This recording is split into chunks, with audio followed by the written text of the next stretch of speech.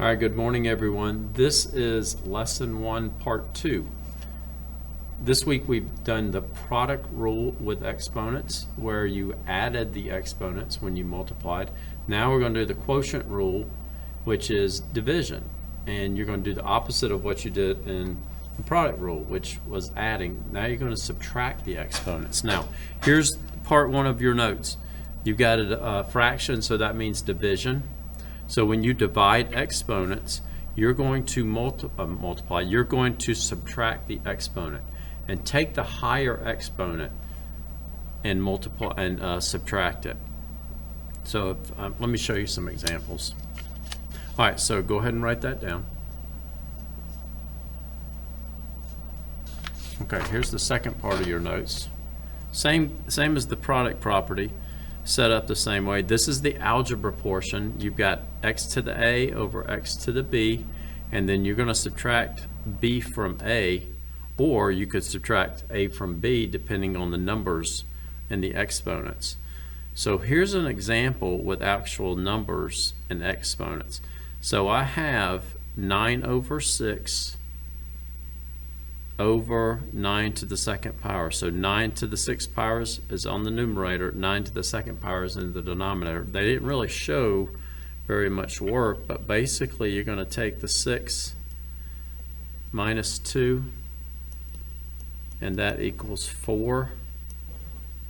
That should be 6 minus 2 equals 4. So that the base again stays the same like it did in the product property, and then you just subtract the exponents.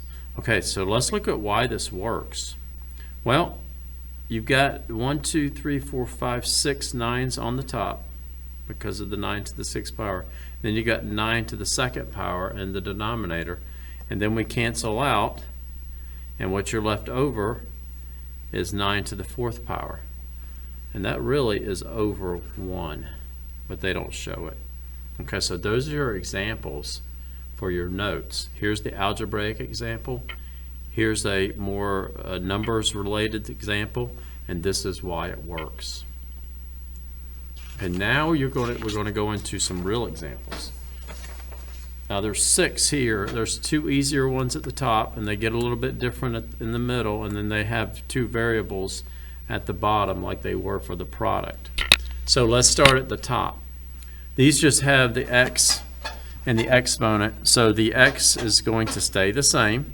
So you're going to take 7 minus 2, and that's going to give us a x over 5, which is really over 1.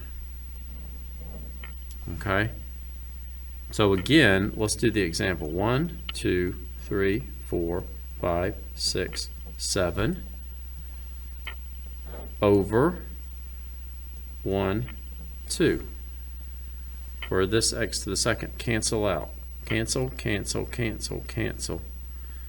You're left over with x to the 5th power, which is right here. And I did put it over 1.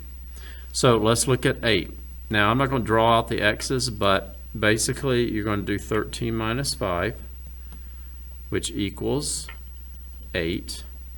And that's going to be x to the 8th over 1. If I drew it out, I'd have 13 x's on top and 5 on the bottom. That would leave me 8 left over after we cancel. Okay, let's go to 9 and 10. Now, the difference between 9 and 10 is you have numbers instead of just the variables. Okay? So that, by the way, that's 27 over 9. That's not a Q. So I like to take this in 2 parts. And here's what I mean by that. You're going to need to take the numbers and reduce them. So I have 27 over 9, and that is going to equal 3. So there's your whole number, and that 3 is going to be over 1. Okay, so I like to take it in 2 parts. Like I said, I'm going to take the numbers first, which is what I did here. So that's 3 over 1. Now I'm going to take the k's. I've got k to the 10th over k to the 6th. So 10 minus 6 equals 4. That's my exponent. So let's put it all together. I've got the 3 as the whole number. a k stays the same. Now it's k to the fourth. And that's really over 1. Okay, so let's take that again.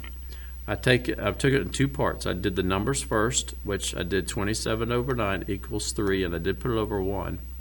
And then I took the k's. I've got 10 minus 6 is 4 from your exponent. The k stays the same, and the exponent becomes 4. Okay, so let's look at 10.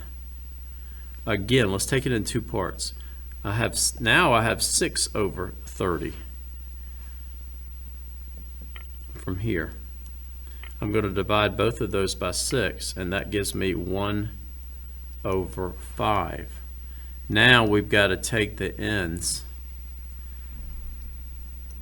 I'm going to write it out. 5n on top, 3n on the bottom, cancel. You're left over with n to the second. Now, where does that go?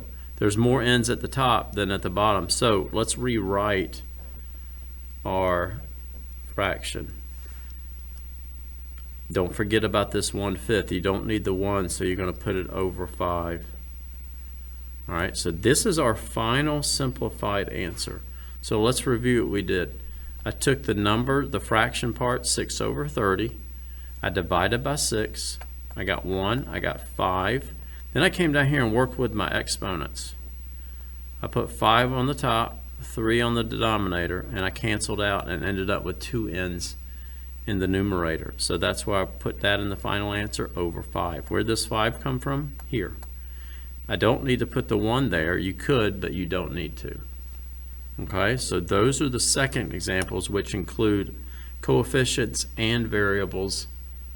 Okay, let's go down to 11 and 12. Now, just like the product rule, now you have numbers and 2 variables. Okay, so let's take the numbers first. Let me raise it up. I'm going to take 42 over 6 from right here. That is going to equal 7. So that is my whole number. Now, you have 8f's over 5f. Again, you can't cancel out f and g's. So I've got 8 over 5, which is basically, let's do it down here. 8 minus 5 equals 3. So that's going to be a 3f, an f to the third power, I'm sorry. So that's our f's. Now let's do the g's. Now watch out here. I've got a 6g on top. So let's draw this out. And then I've got 7 on the denominator. 1, 2, 3, 4, 5, 6, 7. Start canceling out.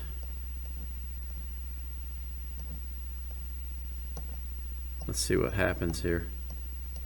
You're left over with 1g, but that's in the denominator. So we got to put all this together. There's a 7. That's our whole number. The f is going to stay on top because you had more f's on top. That's going to be f to the third power. The g, there's only 1 left over. Now where does that go? Well, according to our work here, there's only 1g, and that's in the denominator. So that is our simplified form. A lot of work, but you see how I took it in 3 sections? I took the 42 over 6 here, and then I used my f's right here, and then I worked my g's here, and then I put it all together here. Okay? Let's do the last one. Now, numbers, I'm going to divide this up. 12 over 32. That's looking like I'm going to be able to divide by 6. Nope, not going to divide by 6. Let's divide by 4. So that's 3, and 4 goes in there 8 times. So there you go. There's my fraction, 3/8. Now let's take the c's. I've got 9 c's at the top over 4 c's. So 9 minus 4 equals 5 c to the 5th. There's the second part. Now I've got to work the d. I got 6d on top, 3d. That's going to give me 3 d to the 3rd. Now let's put it all together. There's 3/8 right there. So I'm going to put it in a fraction form. So it's going to be 3/8. I've got to find somewhere to put the c's. The c's stay on top because there was more c's on in the numerator. C to the 5th, d to the 3rd. Where does that go? Well, it's going to go up here also. So there's your final answer. Now keep in mind when you do these particular problems and you get confused on where to put if you put the variable on the top or the bottom or the denominator or numerator, look right here. I have more c's in the numerator than I do the denominator, so that c is going to stay there after you subtract it. Same for d.